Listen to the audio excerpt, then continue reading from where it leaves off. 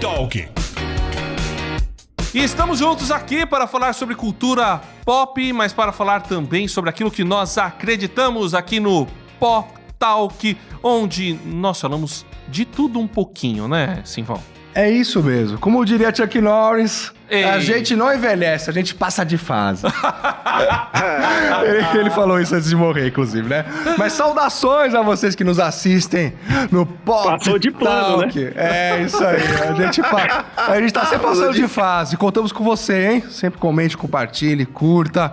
E vamos pra cima, junto com o Chuck. Não, ainda não. Ainda não. Peraí, calma. Muitas groselhas e poucas heresias, é isso. É isso aí, isso aí.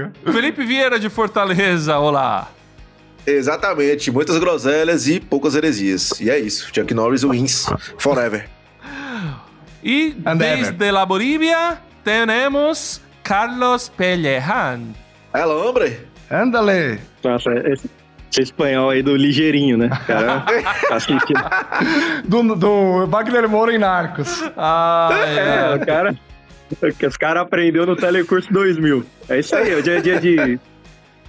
Não sei, comemorar porque o irmão Chuck Norris está no céu, né? Então tem que comemorar, né? A gente não pode ficar isso triste. aí, o céu, o céu ganhou, né? Ele subiu, né? Porque ele vai chefiar, né? A Batalha da Armagedon, né? Então tem que ir lá se preparar. Boa! Agora tá no fim, agora vai acabar, né? Não é Aí possível. tem muito a aprender com Jesus, não vem com essa. O general chegou, né?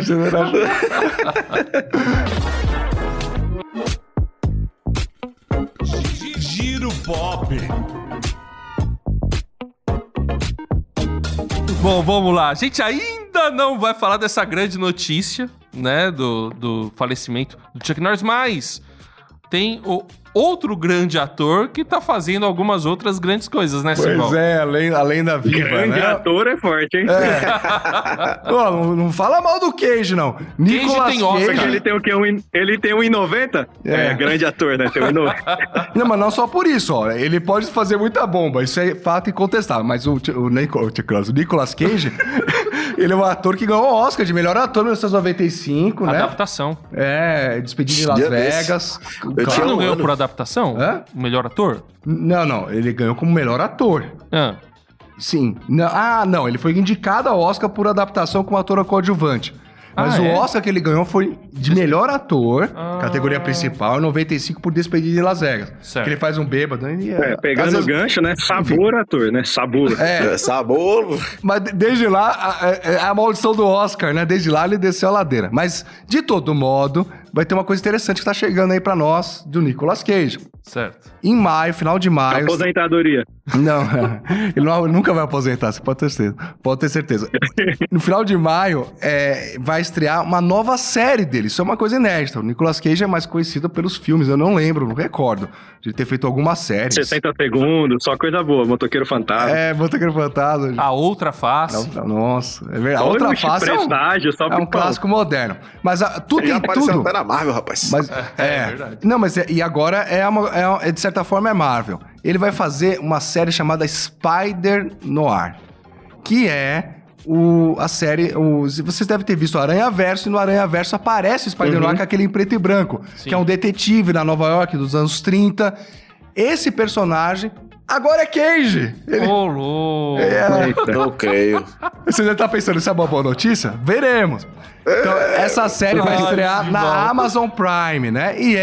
E tem uma inovação também, além do Cage fazendo série. Poxa, ele é Marvel e vai estar na Amazon? Pois é um acordo Porque diferente. o Homem-Aranha, ele é da Sony. Ele é Marvel, mas ele é Isso, propriedade exatamente. intelectual da Sony. Não no cinema, né? Pra adaptação. A Sony é assim. Ele é um personagem da Marvel nos quadrinhos. Mas a Sony, quando a Marvel tava quase falindo, ela vendeu... Comprou. A Sony comprou os direitos de adaptação do Homem-Aranha e tem eles até hoje e fez um acordo pro Homem-Aranha entrar no MCU, Aranhaverso, né? a Marvel cedeu, né? Pela primeira vez. E detalhe, o Hulk, X-Men só voltaram pra Marvel por causa que a Disney comprou, a Marvel comprou a Fox, né? Então juntou. Mas o Aranhaverso ficou à parte, por isso que vai na Prime. E com o Cage, gente, isso aí é demais.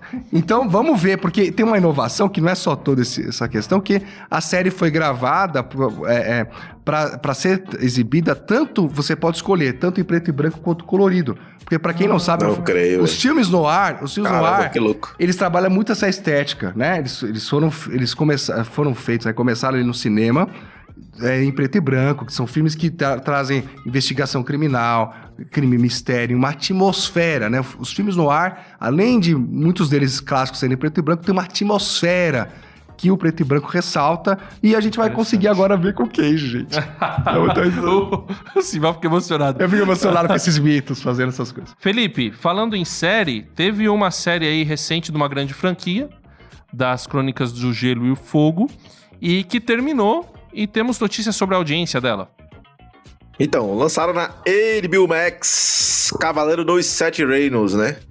O último episódio foi badaladinho, né? A galera achou que não ia dar tanto burburinho, mas atingiu 9,5 bilhões de espectadores nos 3 primeiros dias. E já tá segunda temporada na agulha. Disseram que já tava gravada desde a primeira. Não sei se gravaram tudo a chibatada só, ou se assim que terminaram a primeira começaram a segunda um pouquinho depois, porque demorou pra lançar também, né? A série, mas eu gostei, né? Não posso indicar, porque enfim, né? É uma série delicada, né? Como Game of Thrones também já era, né? Delicada. Mas bacana, interessante. Assista com a sua avó na sala, né? Nunca faça isso. Jamais. Nem com ninguém que tenha menos de 18 e mais de 60. Então...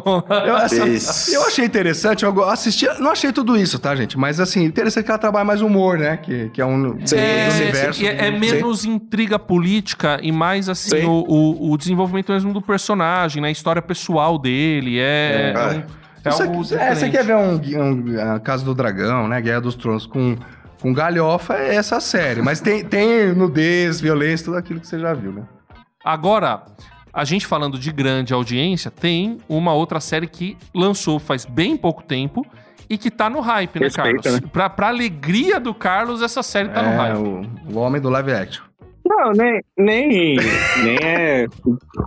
me importa muito o hype, porque é live action. Mas o fato de não estragarem já tá ótimo. Mas a segunda temporada de One Piece foi muito bem. Ela tem um pouquinho de queda de audiência da primeira, até a última notícia que eu vi. Mas também a segunda temporada lançou numa terça-feira, né? Já a pessoa desempregada pra maratonar na primeira semana antes do sábado também, tá de sacanagem. Mas ela melhorou em tudo, em notas, a aprovação do público chegou a quase 100%, se não tiver 100% nos sites, e da crítica mais de 90%. Os atores foram muito bem, é um live action que o diretor do mangá, né, o mangaka, né, tá lá produzindo junto, então tem o aval dele pra tudo, se precisa regravar, ele faz regravar, o que muda na história é ele mesmo que muda pra não atrapalhar. Inclusive, alguns estão falando, até tem coisa que talvez tenha sido um erro da época que ele fez, que ele tá consertando na série, né? Porque tem coisas que são adaptações, né? Eu tava falando com os meninos aqui, pra mim a melhor adaptação até hoje é o Senhor dos Anéis, mas ainda assim tem fanboy chato que acha ruim, né? Porque, não fez igual, porque é uma adaptação. Então você vai pegar um personagem que no anime é muito caricato, que é o Sanji, que é o cozinheiro, porque ele dá em cima das mulheres. Mas a ideia do anime depois vai mostrando que ele é um cara que ele é protetor das mulheres, porque ele foi criado com a mãe doente, tem todo um contato. E aí a série já transforma ele num cara que é protetor. Porque faz mais sentido você ver um homem adulto do que ele caricato como uma animação. Então, tem muita coisa que tem sido bem trabalhada, ele tá aproveitando bem, porque o mangá, pra quem não sabe, já tem aí uns 20 anos, então tem coisa que ele deu um spoiler no mangá, no capítulo 200, ele explica no 800, e aí você vê que ele liga uma história longa. Só que ele tá aproveitando o live action pra já colocar coisas que só são lá na frente e confundir o público do live action, isso é muito legal. Pra quem não leu o mangá e tá assistindo, dá pra ver que você vai cair em várias coisas que a sua mente vai explodir quando ele explicar de verdade, então acho que a série tá muito bem. Ela é um pouco escura por conta o cara é de borracha, né? Não dá pra ficar jogando tudo lá em sei o quê. Senão vai ficar ruim.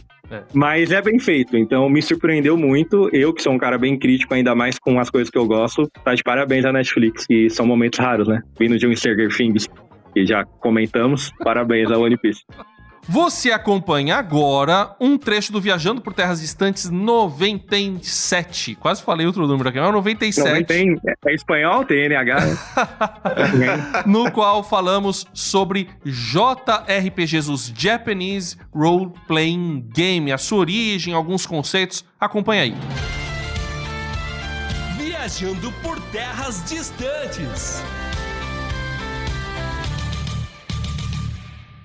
JRPG é um estilo de jogo de RPG eletrônico que é muito focado numa história um pouco mais linear, com uma narrativa bem épica. Normalmente você tem que... É mais ou menos assim.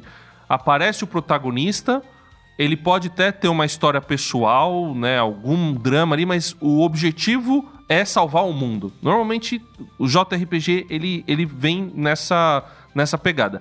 E ele acaba sendo muito dramático. Ele tem muitas viradas dramáticas, só que é uma história muito bem construidinha. Você vive aquela história. Claro, você tem alguma liberdade, você tem o que a gente chama, né, de build de personagem, né? Você constrói o seu personagem, tem experiência, tem níveis, mas normalmente você não tem tanta liberdade de modificação da história. Tem alguma liberdade, mas não tem tanto assim. Você vai... normalmente o JRPG é em turno, mas existem JRPGs de ação, ou seja, o turno é na batalha, você tem o seu turno para fazer a sua ação, depois o turno do outro, no qual você tem que fazer a sua defesa, né? Ou fazer algumas coisas lá para poder se defender. E aí, dessa maneira, você vai construindo com essas mecânicas de turno e com esse enredo mais épico, mais focado no personagem sendo um herói, né? Se tornando um herói, é que mais ou menos você constrói o JRPG. Acho que o Carlos pode confirmar se... Perfeito, André. Queria pegar o teu gancho pro Carlos comentar essa questão também da estética, né? Pegando a palavra épico. Isso, que se relaciona com os animes, né? Não sei, Exato. Carlos. Você que é o especialista, nos ilumine. Especialista. Verde confirma, já tá confirmado. Geralmente tem o que a gente fala, sempre tem um boneco de cabelo espetado, né? Aí é coisa japonesa mesmo. É termo técnico, não pode né? muito disso, não. Termo técnico. É termo técnico. Tem que ter um boneco de cabelo espetado e uma história dramática. Mas não foge muito disso que o André falou, não. São jogos que são mais focados na sua história. Claro que tem uma métrica, tem um estilo de como o jogo funciona para ele poder ser um RPG, mas o ponto principal são histórias. Tanto que o Felipe, que aí é dos confins da internet, conhece bem o RPG Maker, que é um programa que você faz RPGzinhos em casa, e tem muitos bons jogos que foram feitos assim, por fãs, e desenvolveram uma boa história. Inclusive, um dos jogos mais aclamados até hoje, claro que a jogabilidade é fantástica pra época, mas é o Chrono Trigger. O negócio é RPG Maker total, mas é muito bem feita a história dele, e até hoje é considerado um dos melhores, porque foi a Marvel do RPG, né? Juntou todos os Vingadores ali da construção de jogos e montou um grande RPG que é referência até hoje. Por isso que eu queria que você comentasse como é que é a evolução dessa narrativa dos JRPGs, JRPGs, e a diferença pro RPG tradicional, né? Porque eu creio que tem uma diferença, aí vocês vão explicar melhor. O JRPG, a gente tem que voltar bastante aqui. RPG Role Playing Game é o jogo de interpretação de personagem. Ele começou, aquele que é considerado o primeiro RPG, o Dungeons and Dragons, lançado em 1974. Dave Anderson e Gary Gygax foram os criadores. E aí ele é um jogo de tabuleiro que você interpreta um personagem e você tem que enfrentar desafios normalmente dentro de um calabouço, uma dungeon.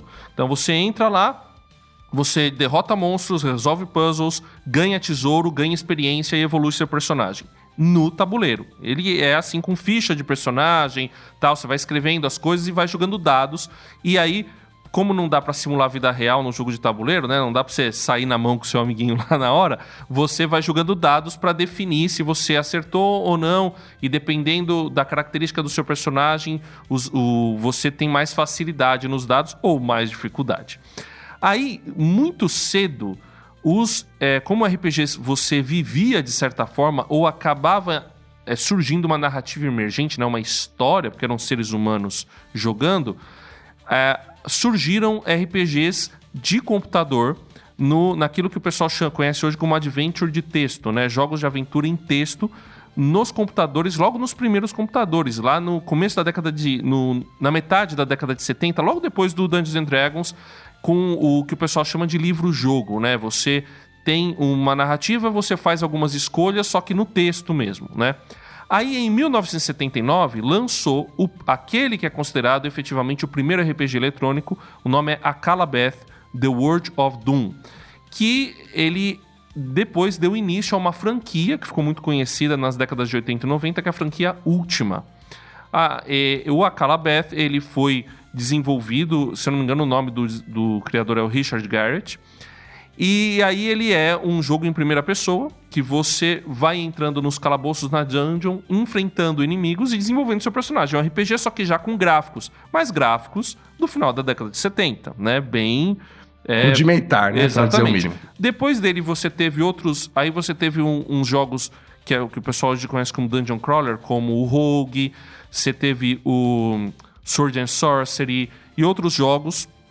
E em 1980 ou 81, se eu não me engano, o Akalabeth ele foi lançado em 80. Ele foi desenvolvido em 79 e lançado em 80. Em 81, se eu não me engano, logo no começo da década de 80, surgiu o Ultima, mas também surgiu um outro jogo, aí esse é muito importante para os JRPGs, que é o Wizardry.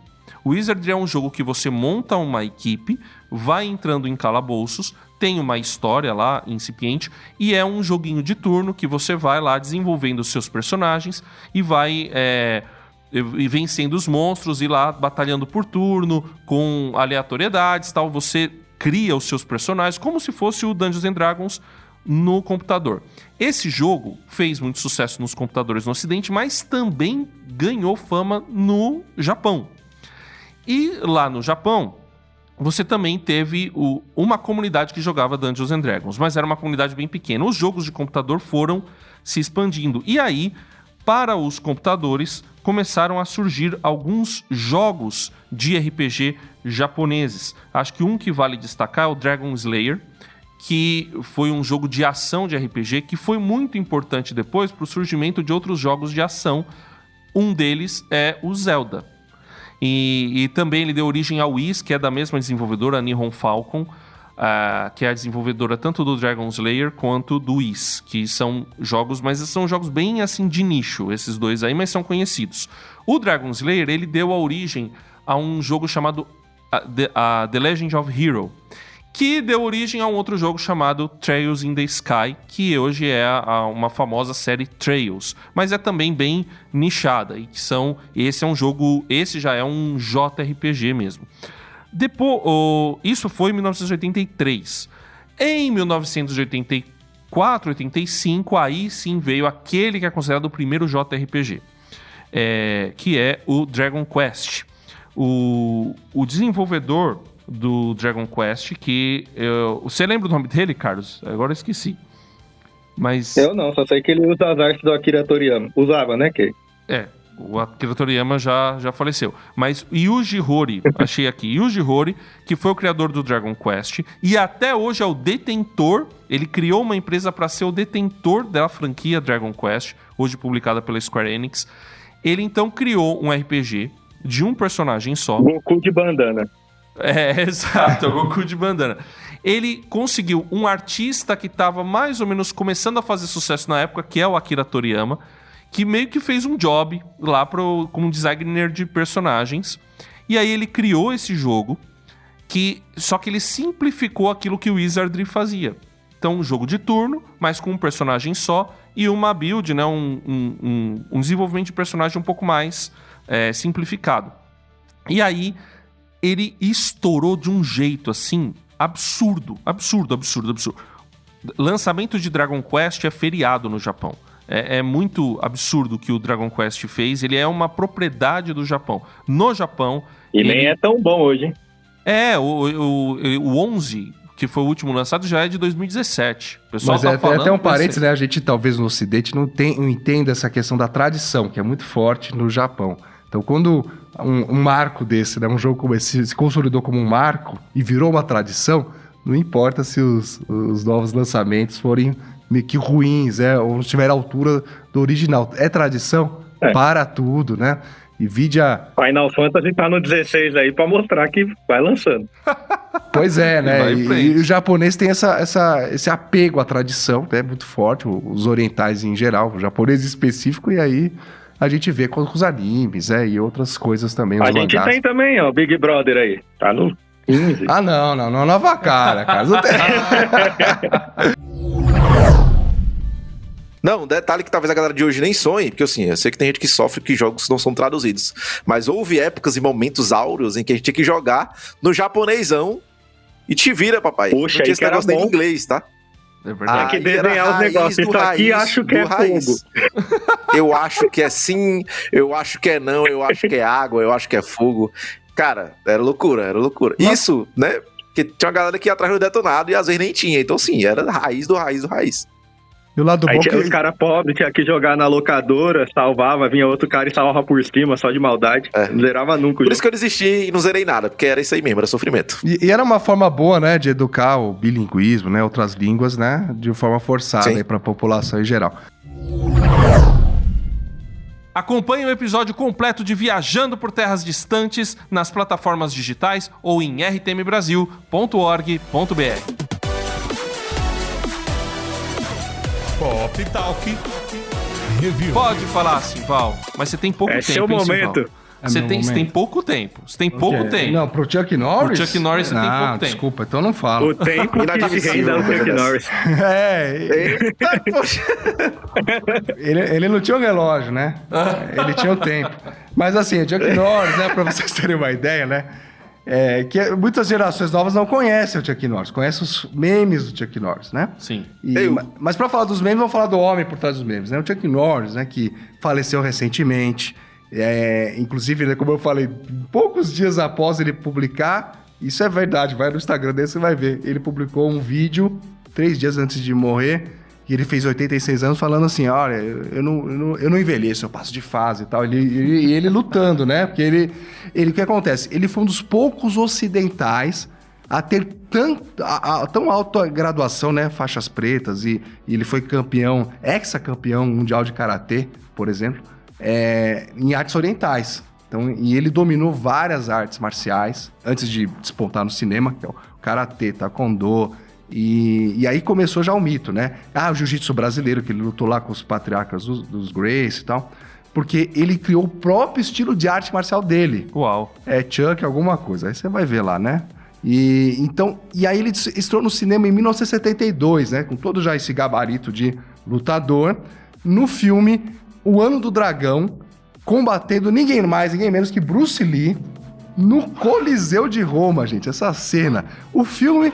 é ruim, né? Como outros que ele faria.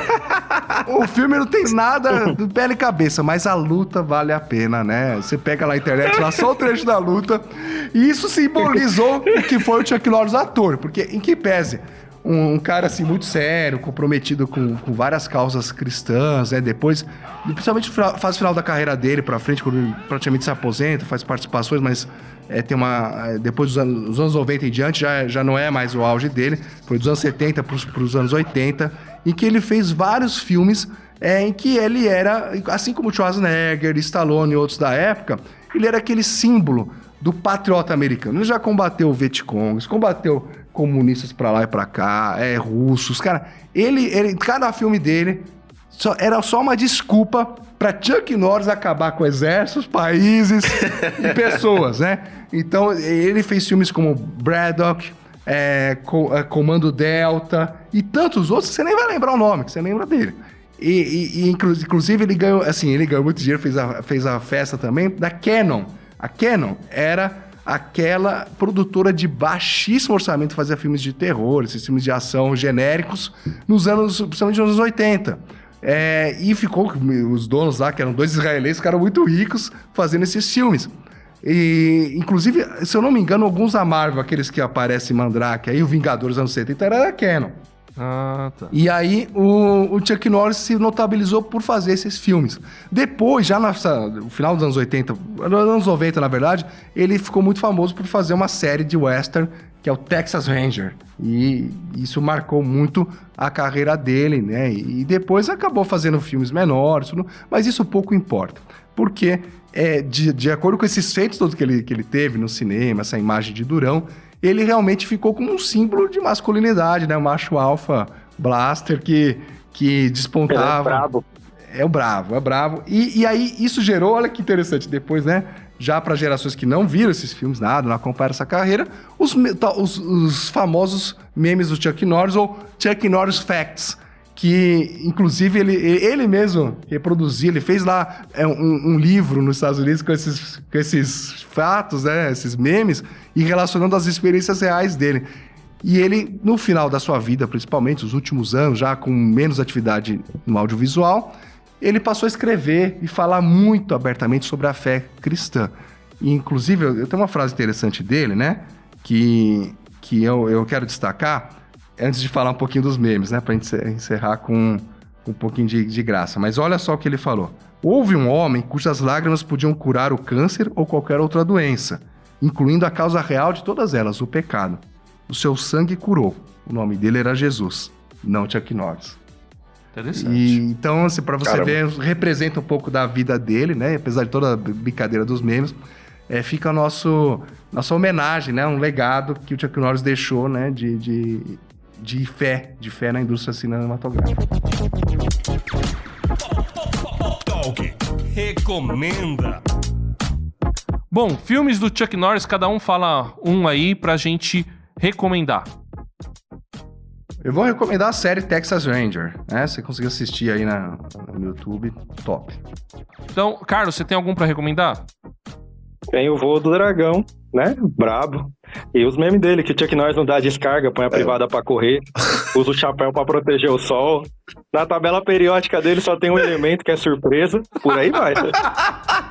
Boa. Ai.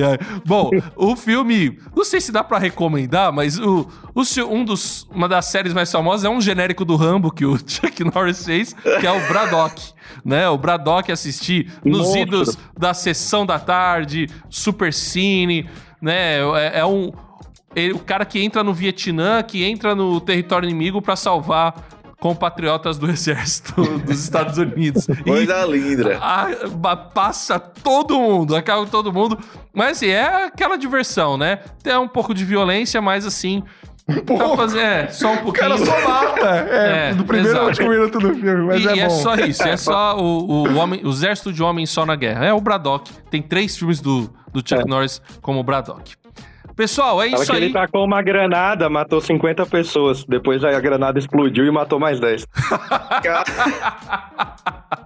Pessoal, assim a gente termina o Pop Talk. Muito obrigado. Visite lioneditora.com.br. Conheça mais ali dos produtos da cultura cristã. Um abraço, até mais. Valeu.